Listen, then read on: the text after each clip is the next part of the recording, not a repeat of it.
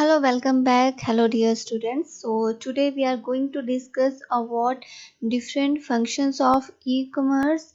What is the advantages of e-commerce and disadvantages of e-commerce? And lastly, we are going to discuss about difference between traditional commerce and e-commerce. So, let us start with the first uh, definition, your first work in this assignment, that is functions of e-commerce.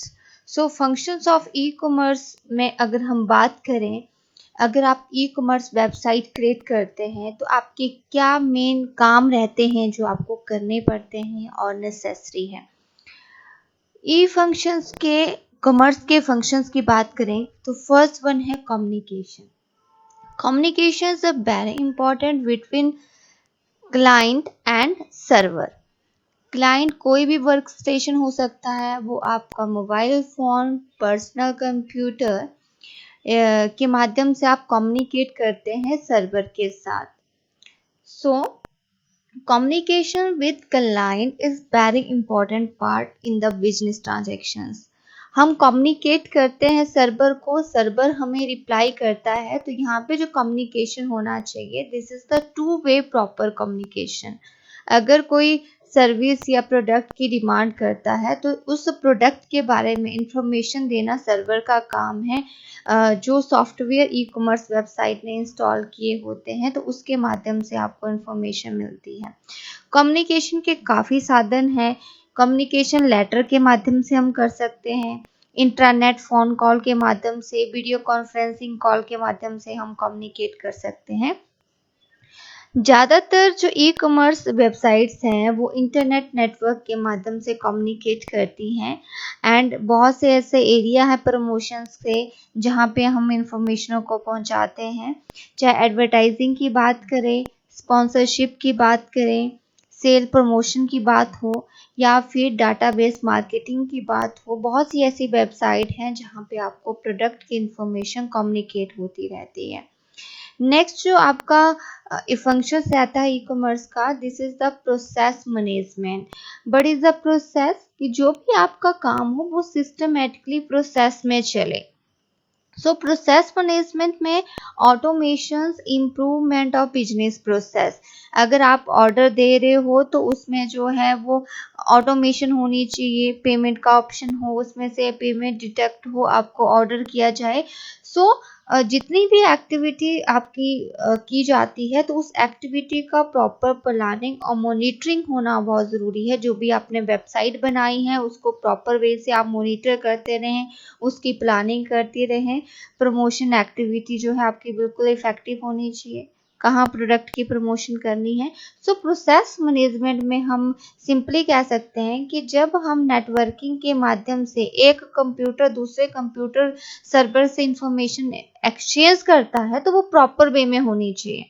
जब जब हम एक machine से input देते हैं दूसरे machine तक, तो वो एक प्रॉपर वे से कम्युनिकेट प्रोसेस रहे। थर्ड वन है service management. So service management में आपके पास जो है वो पेमेंट की सर्विस को किस तरह से मैनेज करना है, पेमेंट ऑफ डिलीवरी की सर्विस को किस तरह से मैनेज करने वाले हैं, आपके कस्टमर कब आपको ऑर्डर दे सकते हैं, 24 आवर्स की सर्विस आपको देनी पड़ेगी। सो ई कॉमर्स में सर्विस जो है बहुत इंपॉर्टेंट रोल प्ले करती है। अगर आपका कुरियर कंपनी कुरियर की सर्विस है, आपकी ट्रैक शिपमेंट की सर्विस होनी चाहिए। अगर आपने प्रोडक्ट को डिलीवर कर दिया है कस्टमर को तो वो अपने प्रोडक्ट को ट्रैक कर सके और 24 आवर्स जो है वो आपसे कनेक्ट कर सके, तो ये सर्विस बहुत इंपॉर्टेंट है ई कॉमर्स में।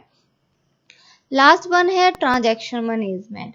सो ट्रांजैक्शन मैनेजमेंट बहुत ही इंपॉर्टेंट फंक्शन प्ले करता है। They provide to ability to buy and sell on the internet some other online service transaction. So आपके ट्रांजैक्शन का माध्यम कहाँ रहेगा, कहाँ पे आप सर्विस प्रोवाइड करने वाले हैं। जैसे amazon.com है तो amazon.com की वेबसाइट है तो वहाँ पे आपको सर्विस मिलती है। उसी तरह जियो वेबसाइट है, बहुत सी ऐसी वेबसाइट, फ्लिपकार्ट वेबसाइट है, वहाँ पे आपको सर्विस मिलती है। तो आपका सर्विस का माध्यम कहाँ है, कहाँ से ट्रांजैक्शंस होनी है, उस ट्रांजैक्शन को वहाँ प्रॉपर वे से मैनेजमेंट किया जाता है। ये तो होगी फंक्शन की बात कि ई कॉमर्स में कौन कौन से फंक्शंस होते हैं और करने पड़ते हैं। नेक्स्ट वन हम बात करते हैं the advantages of e commerce. अब यहाँ पे एडवांटेजेस किस किस को होते हैं ई कॉमर्स के एडवांटेजेस की हम बात करें तो सबसे पहले तो कंपनी की जो ऑर्गेनाइजेशन है वो आती है, उसके बाद प्रोडक्ट परचेज करने वाला कस्टमर आएगा। थर्ड वन है ये किसके अंदर काम कर रही है, सोसाइटी के अंदर काम करती है, तो बेनिफिट सोसाइटी को भी जाते हैं। तो ई कॉमर्स के फर्स्ट हम बेनिफिट की बात करते हैं। This is benefit related to the e commerce to organisation. और अगर कोई एक ऐसी ऑर्गेनाइजेशन है जो ई कॉमर्स के माध्यम से व्यवसाय करती है तो उसको किस तरह का बेनिफिट मिलेगा, उसको बेनिफिट मिलेगा ग्लोबल एक्सेसिबिलिटी, कि वो अपने ही देश की कंट्री डोमेस्टिक में चीजें नहीं बेचेगा बल्कि इंटरनेशनल मार्केट तक वस्तुओं को बेच सकता है। सेकंड, उसको फैसिलिटी मिलती है 24 आवर्स की अवेलेबिलिटी की, यानी कि कभी भी वो प्रोडक्ट का ऑर्डर कर सकता है, ऑनलाइन जो है वो परचेज कर सकता है, तो 24 आवर अवेलेबिलिटी आपको रिसीव होती है। थर्ड, ई कॉमर्स की ऑर्गेनाइजेशन का जो मेन इफेक्ट बेनिफिट है this is increase to profit, यानी कि उसके जो कस्टमर है वो सिर्फ डोमेस्टिक ही कस्टमर नहीं होंगे बल्कि पूरे विश्व में वर्ल्ड वाइड फैले होते हैं। तो उससे क्या है, उससे बेनिफिट ये होगा कंपनी ऑर्गेनाइजेशन को, बिजनेस को, कि उससे उसका जो प्रॉफिट है वो इंक्रीज होगा। थर्ड वन है लोअर कॉस्ट। अभी लोअर कॉस्ट में आपकी ट्रांजैक्शन कॉस्ट कम होगी, आपकी लेबर कॉस्ट कम होने वाली है, आपको एडवर्टाइजमेंट का खर्चा कम करना पड़ेगा, आपको कम्युनिकेशन खर्चा बहुत कम करना पड़ेगा, इंफ्रास्ट्रक्चर खर्चा बहुत कम करना पड़ेगा, इंफ्रास्ट्रक्चर कॉस्ट बहुत कम करनी पड़ेगी। तो जो टोटल हम कॉस्ट की बात करते हैं ई कॉमर्स में तो वो बहुत कम आपको मिलती है। फिफ्थ वन है कस्टमर सेटिस्फेक्शन। अब कस्टमर सेटिस्फेक्शन में आप कस्टमर के कन्वीनियंस के अकॉर्डिंग ही वस्तुएं देंगे, सो उसको आप इजीली कम्युनिकेट कर सकते हैं with the help of voice message छोड़ के, इमेज दिखा के या वर्ड टेक्स्ट करके भी उसको सेटिस्फाइड कर सकते हैं। सो आप अपने कस्टमर के साथ इजीली कनेक्टेड होंगे, कस्टमर सेटिस्फाइड होंगे तो उनको बेनिफिट मिलेगा, तो आपकी सेल भी ज्यादा होगी। सिक्स वन है टाइम सेविंग। सो जो बिजनेस है उसका टाइम काफी सेव हो जाता है। जैसे मार्केट में काफी स्ट्रेटजी बनानी पड़ती है, अगर आप काम करेंगे तो मैनुअली काम में बहुत सा खर्चा होता है, मार्केट की स्ट्रेटजी बनानी पड़ती है, उसके अकॉर्डिंग प्लान करना पड़ता है। लेकिन ई कॉमर्स वेबसाइट की ऑर्गेनाइजेशन को इस तरह का कोई काम नहीं करना पड़ता, जिससे उनका टाइम भी सेव हो जाता है। नेक्स्ट वन है क्रिएट मार्केट फॉर नीच प्रोडक्ट। नीच प्रोडक्ट क्या होते हैं, जो फ्यू एक छोटे प्रोडक्ट हैं। तो जैसे आपको छोटे प्रोडक्ट हैं तो उसके लिए एक बहुत अच्छी मार्केट ई कॉमर्स में क्रिएट हो जाती है, बहुत मार्केट का एक अच्छा प्लेस आपको मिल जाता है। तो buyer and seller of niche product can be find it difficult to locate each other in the physical world। हम कुछ ऐसी चीजें हैं जो हमें कहीं नहीं मिलती है लेकिन आपको अगर ऑनलाइन परचेज करना है इजीली अवेलेबल हो जाती है। तो ऐसी मार्केट का जो हब आपका ई कॉमर्स बन चुका है। टारगेट मार्केट, किसी भी ऑर्गेनाइजेशन का मेन मोटिव है सेगमेंटेशन क्रिएट करना, यानी कि अपना टारगेट डिसाइड करना। उस टारगेट को आप छोटे छोटे भागों में बांटते हैं, ग्रुपिज्म करते हैं, उस ग्रुप को इन्फ्लुएंस करने की कोशिश करते हैं। माना एक टारगेट है, एक जियोग्राफिक टारगेट है, उसका आप सेगमेंटेशन बना दोगे ABC, फिर उसके बाद उसकी उस सेगमेंटेशन के आधार पे आप उनको इन्फ्लुएंस करने की कोशिश करते हैं। ई कॉमर्स व्यवसाय अपने आप ही जो है कुछ ऐसे सॉफ्टवेयर है जो ग्रुप को सिलेक्ट करते हैं, सेगमेंटेशन बनाते हैं और उनकी नीड्स को सेटिस्फाई करने की कोशिश करते हैं। नाइन्थ वन है easy to delivery and in information. So इसमें क्या है, Having a e-commerce website that's a user-friendly, available to vast number of clients is also helpful because they provide to easy delivery of the information. आप किसी भी website में जाएंगे आपको online information available मिलेगी, 24 आवर्स की सर्विस मिलेगी, catalogue software जो है वो इंफॉर्मेशन आपको डिस्प्ले करते रहते हैं, प्रमोशन एक्टिविटी डिस्प्ले होती रहती है। इससे इफेक्ट क्या होगा, सेल बढ़ेगी तो रेवेन्यू भी काफी अच्छा जनरेट होगा कंपनी के लिए। तो ये तो बात होगी ऑर्गेनाइजेशन के लिए क्या बेनिफिट है। सबसे पहले वर्ल्ड वाइड तक आपका मार्केट फैला रहेगा, 24 आवर की सर्विस देने से सेल बढ़ेगी, आपका प्रॉफिट इंक्रीज होगा, आपको अनदर खर्चे नहीं करने पड़ेंगे, ना आपको ट्रांसपोर्टेशन की कॉस्ट देनी पड़ेगी, ना आपको लेबर कॉस्ट देनी पड़ेगी, ना आपको इंफ्रास्ट्रक्चर्स की कॉस्ट देनी पड़ेगी। तो ये सारी चीजें आपकी कॉस्ट को कम करती हैं। अनदर वन, जितने कस्टमर आपसे सेटिस्फाइड होंगे उतना ही आपकी सेल होगी, और कस्टमर सेटिस्फाई करने के लिए कस्टमाइजेशन सर्विस प्रोवाइड की जाती है। कस्टमाइजेशन का मतलब है कि जो उनकी नीड के अकॉर्डिंग होती है। अनदर वन है टाइम सेविंग। किसी तरह की अननेसेसरी टाइम किसी अन्य पर्पज से जो आपका कंज्यूम होता है उससे आप बच सकते हैं। अब बात करते हैं advantages of e commerce to customer. अगर कस्टमर ई कॉमर्स वेबसाइट से कोई चीज परचेज करता है तो उसके लिए क्या एडवांटेजेस है। उसके लिए एडवांटेजेस हैं, give freedom to make choice. यानी कि आप किसी वेबसाइट पे जाते हैं तो आपको देखेंगे मार्केट में बहुत सी वेबसाइट्स अवेलेबल हैं, किसी भी वेबसाइट में जाके आपको अपनी चॉइस की वस्तुओं को चूज करने का अधिकार है, और घर बैठे आप कभी भी डे मॉर्निंग इवनिंग में कभी भी आप चॉइस जो है वो सिलेक्ट कर सकते हैं। नेक्स्ट वन है टाइम सेविंग एंड कन्वीनियंट। यानी कि आप कहीं भी हो आप इजीली चॉइस कर सकते हैं। अनदर वन थिंग, आपका टाइम जो है वो बहुत कम कंज्यूम होगा।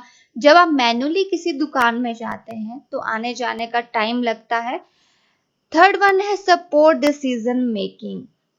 यानी कि एक customer can check review of particular product. आप कभी भी कोई प्रोडक्ट लेते हैं उससे पहले आप क्या देखते हैं, नीचे जाके रिव्यू देखते हैं या फिर उसके रेटिंग देखते हैं।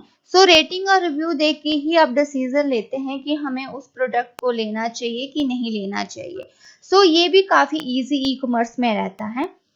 फोर्थ वन है रेडिली अवेलेबल टू इंफॉर्मेशन। यानी कि कस्टमर को रिलीवेंट डिटेल इंफॉर्मेशन प्रोडक्ट के बारे में मिलती है, प्रोडक्ट की सर्विस के फीचर्स के बारे में मिलेगी, उसका क्या प्राइस है, उसमें कौन कौन से कंटेंट्स है, किस तरह के फीचर्स पाए जाते हैं, ये सारी चीजें प्रोडक्ट के साथ वहां पे आपको मिलती है।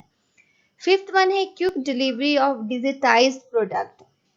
E-commerce allow to quick delivery of digitized products such as to audio, video, etc. Software. तो जितने भी डिजिटल प्रोडक्ट है आप मैक्सिमम अगर रिसर्च की जाए तो बहुत से लोग इलेक्ट्रॉनिक गैजेट परचेज करते हैं ई कॉमर्स वेबसाइट से। अनदर वन है मोर कम्पिटिटिव प्राइस। मोर कम्पिटिटिव प्राइस में क्या है, यानी कि आप शॉप पे जाते हैं वो प्राइस आपको 700 का मिलता है, जब आप ऑनलाइन परचेज करते हैं वो आपको 600 का पड़ता है। जो कंपटीशन के दौर में प्राइस काफी कम आपको ऑनलाइन सर्विस पे मिलेगा, डिस्काउंट काफी ज्यादा मिलते हैं। नेक्स्ट वन है इजी पेमेंट ऑप्शन। आपको दो तरह के ऑप्शंस मिलते हैं, एक है ऑनलाइन पेमेंट का, एक है ऑफलाइन पेमेंट का, पेमेंट ऑफ डिलीवरी का ऑप्शन आपको मिलता है। आप अपनी चॉइस से कभी भी पेमेंट कर सकते हैं। एट्थ वन है रिड्यूस पेमेंट सरचार्जेस। यानी कि जब हम मैनुअली कोई चीज दुकान में जाके परचेज करते हैं उसमें सरचार्ज जुड़ा होता है, खर्चा जुड़ा होता है एक्स्ट्रा। लेकिन जब आप ऑनलाइन ही ऑर्गेनाइजेशन से परचेज करते हैं, मैन्युफैक्चरर से परचेज करते हैं तो वहां पे खर्चा कम हो जाता है।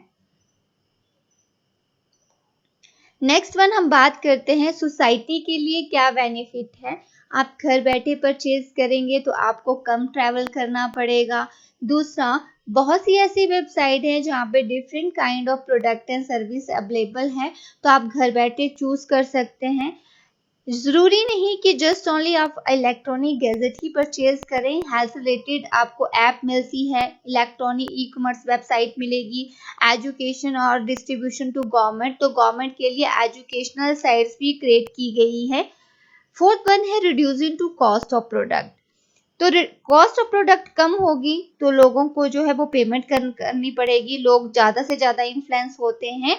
और उसी तरह ई कॉमर्स वेबसाइट की जो ऑर्गेनाइजेशन कंपनी है उनका खर्चा कम होता है, उनको बिल्डिंग कम बनानी पड़ती है, पार्किंग की स्पेस की जरूरत नहीं होती है, आईटी सर्विस की इतनी ज्यादा जरूरत सिर्फ कम आईटी सर्विस की जरूरत होती है। तो ये सोसाइटी के लिए बेनिफिट है। ओके, अब हम बात करते हैं इसके डिसएडवांटेजेस के ऊपर कि ई कॉमर्स के डिसएडवांटेजेस क्या क्या हैं। आप कभी भी हैवी प्रोडक्ट परचेज करेंगे जिसकी कॉस्ट बहुत ज़्यादा रहती है तो वहाँ पे आप अपने आप को सिक्योर फील नहीं करते हैं और आप बिल्कुल बिलीव नहीं करते हैं, ना ही आपकी प्राइवेसी के ऊपर आप विश्वास करते हैं कि अगर आप ऑनलाइन परचेज करते हैं और लाखों के हिसाब से उसका प्राइस है तो आप ऑनलाइन पे करने से हेजिटेट करेंगे।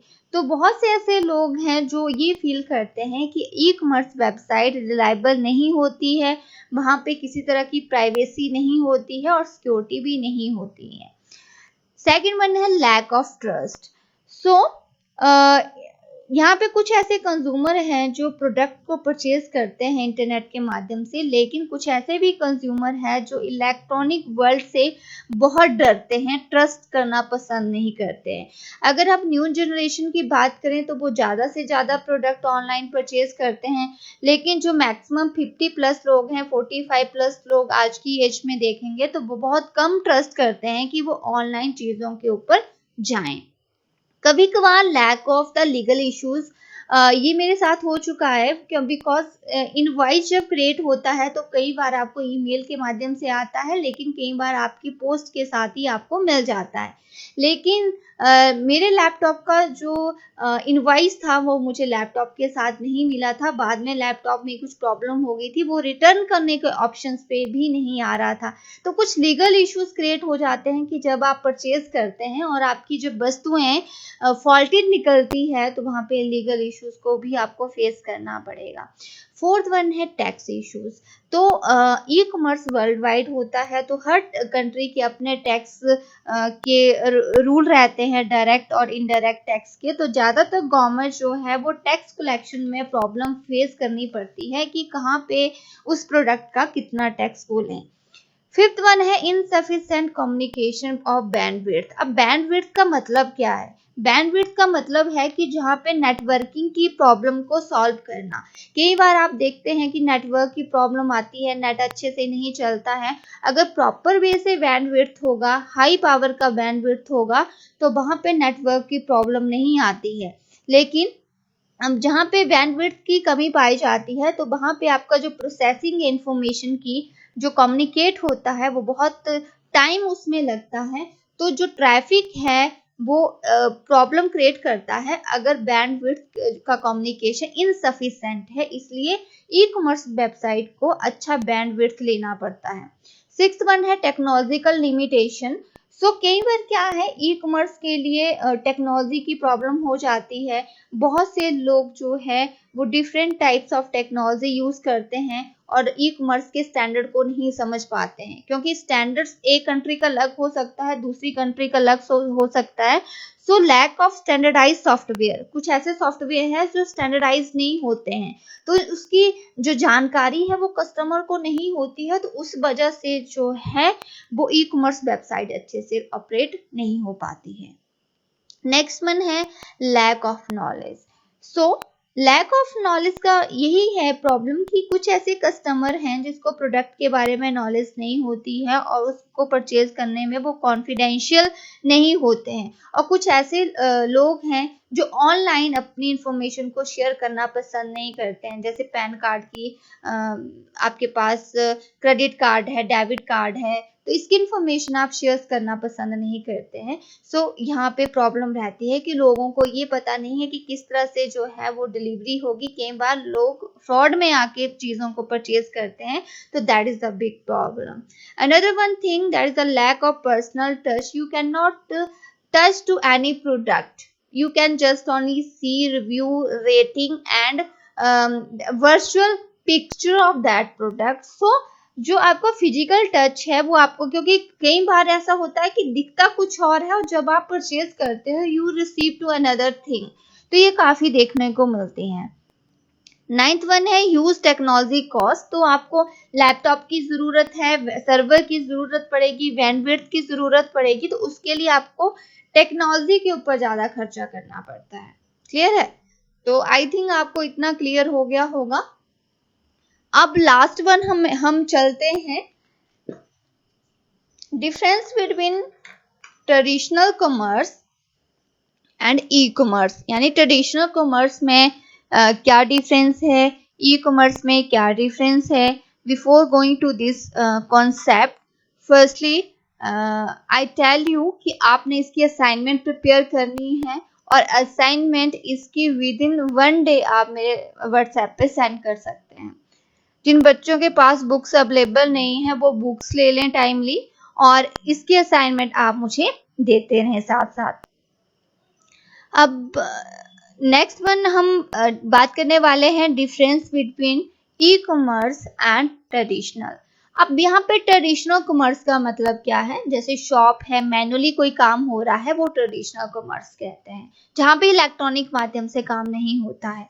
और जहाँ पे इलेक्ट्रॉनिक माध्यम से काम होगा उसको हम ई कॉमर्स कहेंगे। सबसे पहले हम बात करते हैं कस्टमर इंटरफेस। ट्रेडिशनल में फेस टू फेस कम्युनिकेशन होता है, लेकिन ई कॉमर्स में स्क्रीन टू फेस होता है, यानी कि आप स्क्रीन से ही कम्युनिकेट करते हैं, आप स्क्रीन पे ही चीजों को देखते हैं। नेक्स्ट वन है टेक्नोलॉजी।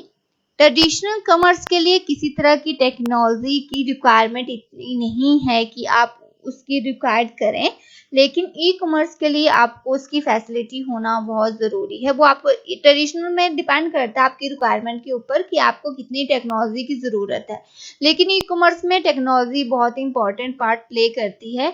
अगर टेक्नोलॉजी होगी तभी आप काम कर सकते हैं। एसेसिबिलिटी का मतलब होता है पहुंच कहाँ तक है। सो ट्रेडिशनल कॉमर्स में कुछ लिमिटेड लोगों तक ही आपका प्रोडक्ट पहुंच पाता है, लेकिन ई कॉमर्स में आप 24 आवर जो है वो सर्विस देते हैं। एसेसिबिलिटी है, आपके पास जो है वो बायर 24 कभी भी प्रोडक्ट को परचेज कर सकता है। नेक्स्ट वन है स्टार्टअप कॉस्ट, कि जब कोई व्यक्ति स्टार्ट करता है, ट्रेडिशनल कॉमर्स को स्टार्ट करेगा, तो उसके लिए आपको हाई खर्चा करना पड़ता है। आपको शॉप लेनी पड़ेगी, आपको बहुत सा मटेरियल परचेज करना पड़ेगा, आपको ट्रांजैक्शन कॉस्ट होगी, लेबर कॉस्ट होगी, इंफ्रास्ट्रक्चर कॉस्ट होगी। सो इससे बचने के लिए आप ई कॉमर्स की तरफ जा सकते हैं, क्योंकि ई कॉमर्स में इस तरह के ज़्यादा खर्चे नहीं होते हैं। नेक्स्ट है मार्केट, यानी कि जहाँ पे आपका मार्केट प्लेस है, कितनी आपकी अप्रोच है। ट्रेडिशनल कॉमर्स में लिमिटेड मार्केट होती है, जहाँ पे आपकी शॉप है वहां तक ही दायरा उसका रहेगा, लेकिन ई कॉमर्स में ग्लोबल तक लोगों तक आप पहुंच सकते हैं। आप नेशनल और इंटरनेशनल दोनों तरीके से सेल कर सकते हैं। ओवरऑल कॉस्ट, सो ट्रेडिशनल कॉमर्स बहुत एक्सपेंसिव है, क्योंकि इसमें एक्सपेंसिव काफ़ी रहते हैं। ई कॉमर्स आपकी चीप है, सस्ती है, इसमें अननेसेसरी खर्चे नहीं होते हैं। ट्रेडिशनल फिजिकल एग्जिस्टेंस की बात करें तो आपकी शॉप एग्जिस्ट करनी चाहिए, पार्टिकुलर प्लेस होना चाहिए जहाँ पे आपका काम होता है, उस जगह पर ही आप अपना बिजनेस कर सकते हैं। लेकिन ई कॉमर्स के लिए इस तरह की चीज़ें रिक्वायर्ड नहीं है कि प्रॉपर फिजिकल एग्जिस्ट हो, वो आप कहीं से भी ई कॉमर्स वेबसाइट कर सकते हैं। एंड अनदर वन है बिजनेस ट्रांजैक्शन। सो बिजनेस ट्रांजैक्शन मैनुअली होते हैं, लोग आपके पास आते हैं, प्रोडक्ट की डिमांड करते हैं और आप प्रोडक्ट को सेल करते हैं। लेकिन ई कॉमर्स में ऑटोमेटेड है, 24 आवर्स की सर्विस है, सॉफ्टवेयर के माध्यम से आपको ऑटोमेटेड ही चीज़ें डिलीवर्ड इंफॉर्मेशन आती है। इंफॉर्मेशन शेयरिंग की बात करें तो यहाँ लोग आपस में कम्युनिकेट करते हैं, बातों को शेयर करते हैं। लेकिन आपने किसी तरह का रिव्यू लिखना है, रेटिंग देनी है, इलेक्ट्रॉनिक कम्युनिकेशन माध्यम होता है, वहीं पे आप इसको दे सकते हैं। ट्रेडिशनल कॉमर्स में जो है वो यूनिफॉर्म स्ट्रेटजी जो होती है वो डिफिकल्ट टू एस्टेब्लिश है, क्योंकि जो मार्केट प्लेस है वो लिमिटेड तो होता ही होता है, लेकिन आपको वहां पे कंपटीटर के साथ स्ट्रेटजी बनानी पड़ती है। तो यहाँ पे स्ट्रेटजी जो है यूनिफॉर्म नहीं रहती है, हर व्यक्ति के लिए अलग से स्ट्रेटजी बनानी पड़ती है, क्योंकि पहला कस्टमर आता है उसकी रिक्वायरमेंट अलग होगी, दूसरा आएगा उसकी रिक्वायरमेंट अलग होगी। लेकिन यहाँ पे इजी टू एस्टेब्लिश स्ट्रेटजी, यहाँ पे ए ग्रुप सेगमेंटेशन बन जाती है, ए ग्रुप के व्यक्ति होंगे उसको वही स्ट्रेटजी चलेगी, बी ग्रुप के व्यक्ति को वही स्ट्रेटजी चलेगी और सी के लिए भी वही स्ट्रेटजी चलेगी। कस्टमाइजेशन यानी कि रिक्वायरमेंट को पूरा करना, यानी कि उनकी नीड को पूरा करना। तो ट्रेडिशनल में 1 to 1 यानी कि एक एक की नीड को पूरा किया जा सकता है, लेकिन ई कॉमर्स में आप बहुत से लोगों की नीड को इकट्ठा पूरा कर सकते हैं। ट्रेडिशनल कॉमर्स में प्रमोशन करने के लिए बहुत से माध्यम हैं, यानी कि एडवर्टाइजिंग कर सकते हैं, पर्सनल सेलिंग के माध्यम से आप अपना प्रमोशन कर सकते हैं। लेकिन e commerce word of mouth है, यानी कि आप किसी को बोलते हैं कि अच्छा प्रोडक्ट है, अमेजोन से ले लो, फ्लिपकार्ट से ले लो, आप वहां पे जाके उस चीज को परचेज कर लेते हैं। ठीक है, तो आप जहां सुनते हैं वो चीज आप सर्च करके आप परचेज कर लेते हो। क्लियर है? तो ये इसका डिफरेंस है। तो lastly, again I repeat all the content.